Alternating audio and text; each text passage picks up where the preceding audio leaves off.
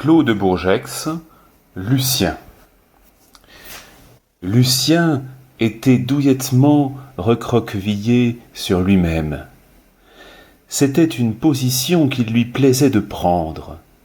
Il ne s'était jamais senti aussi détendu, heureux.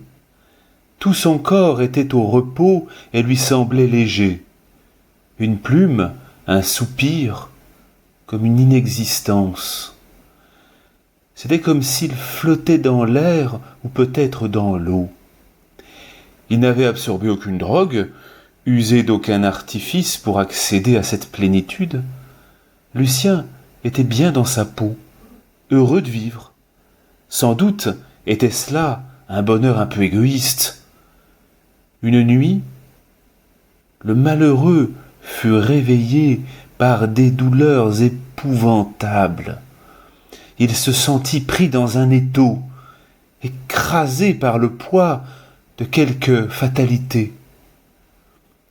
Quel était ce mal qui lui fondait dessus? Et pourquoi sur lui plutôt que sur un autre? Quelle punition lui était infligée? C'était comme si on l'écartelait, on brisait ses muscles à coups de bâton. « Je vais mourir », se dit-il. Il ferma les yeux et s'abandonna à la douleur. Il était incapable de résister à ce flot qui le submergeait, un courant qui l'entraînait loin de ses rivages familiers. Il n'avait plus la force de bouger, c'était comme si un carcan l'emprisonnait, de la tête aux pieds. Il se sentait attiré vers un inconnu qui l'effrayait déjà. Il lui sembla entendre une musique abyssale. Sa résistance se faiblissait, le néant l'attirait. Un sentiment de solitude l'envahit. Il était seul dans son épreuve. Personne ne pouvait l'aider. C'était en solitaire qu'il allait franchir le passage. Il ne pouvait en être autrement.